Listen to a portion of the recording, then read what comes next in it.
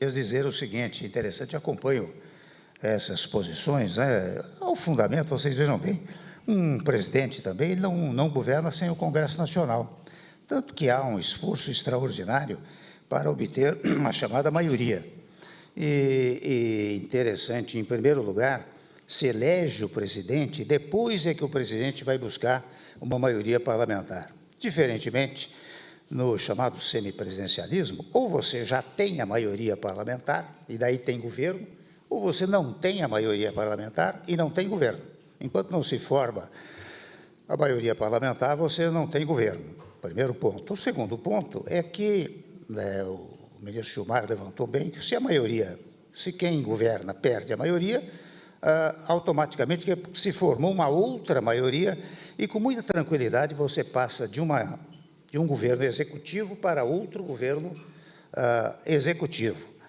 Outra vantagem que traz, viu, Merval, é que interessante vocês sabem que aqui se fala muito em partido político. Com toda franqueza, e me permita a ousadia, nós não temos partido político no país, porque partido é uma expressão que vem de parte e política vem de polis. Então, um partido político, em princípio, significa uma parcela da opinião pública que pensa de uma determinada maneira e se agrega para chegar ao poder e governar a polis, governar a União, estados, municípios. Eu digo isso e peço licença para os senhores da imprensa depois não dizerem que eu apoio a revolução, mas é só para efeitos didáticos, né? É que eu digo que partido político, na verdade, no Brasil, nós tivemos ao tempo do golpe de Estado, porque você tinha a Arena, que era a favor do status quo, e tinha o MDB, que era contra o status quo. Aí sim, eram partidos políticos. Agora, evidentemente, você não pode imaginar a hipótese de 36 correntes de opinião no país, porque nós temos hoje 35 ou 36 partidos políticos, né?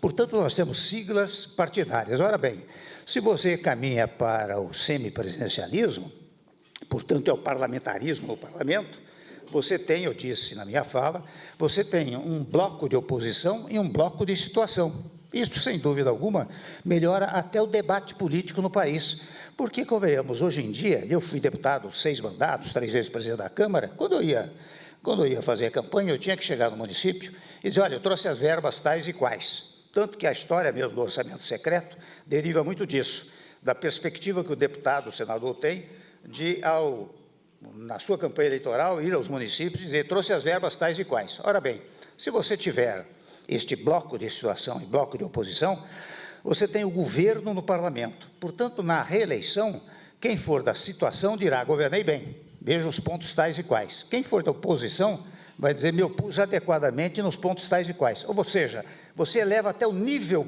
de discussão política no país.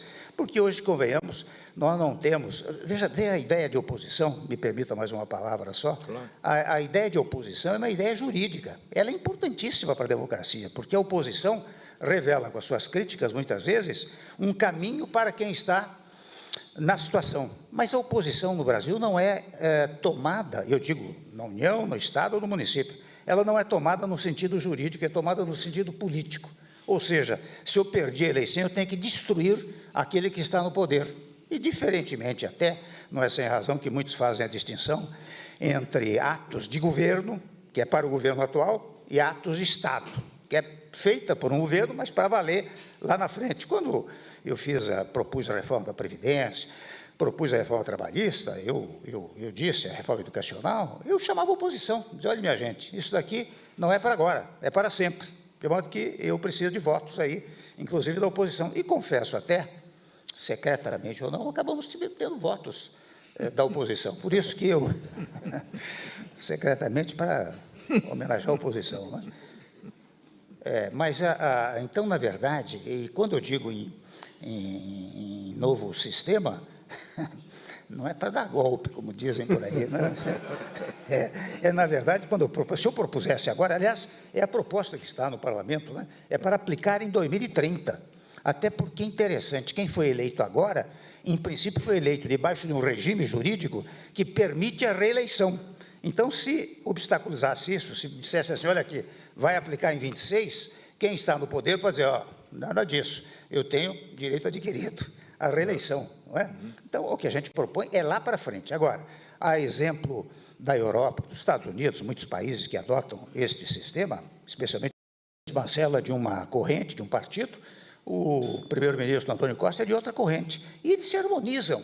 Quer dizer, uma coisa de gente, me permita a expressão forte, nos dias atuais, civilizada, não é? Gente que se entende, não é verdade? E acho que por isso que eu proponho sempre presidencialismo, sem nenhuma intenção de derrubar nenhum governo.